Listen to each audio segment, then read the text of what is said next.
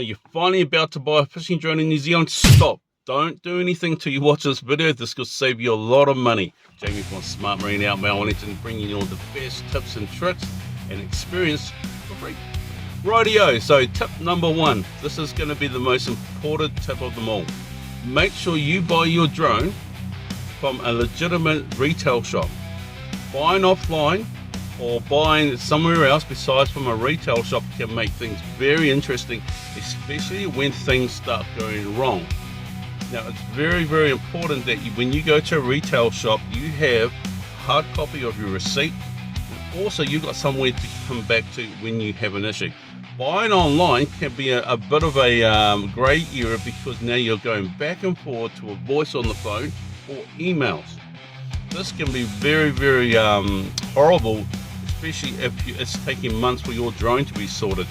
And I always express, use retail shops. Very, very, very important. Right, so that's tip number one. Tip number two, when you're buying a drone, make sure that whoever you buy the drone from is a legitimate retailer.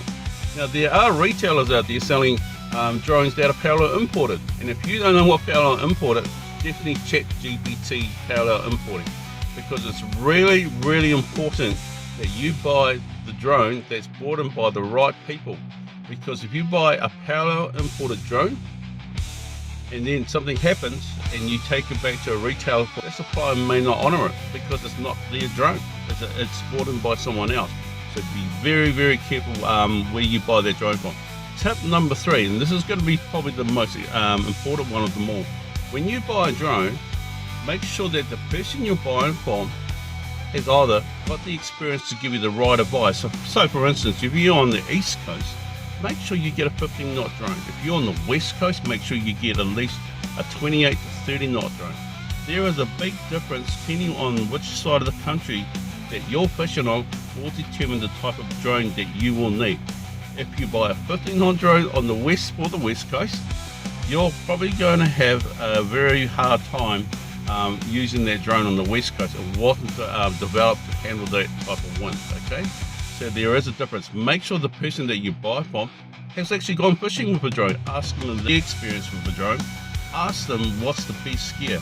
There's parts available, how, it's all those little questions that need to be asked before you spend your hard-earned money. And 9 out of 10 times in New Zealand, we got guys out there who are selling fishing drones.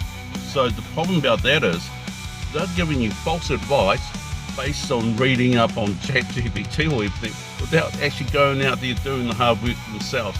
And that's a very kind of I think they're ripping people off, like just selling the drone with no experience. But go and watch YouTube and go and check out Jamie on his drone fishing, which is basically passing the buck as far as I'm concerned. They need to go and out check those drones, test the drones, and give you, the consumer, the best advice and best experience you can get. But the most important thing is that we get you out fishing and you're enjoying yourself and keeping it safe. Jamie from Smart Marine, Mount Wellington. Later.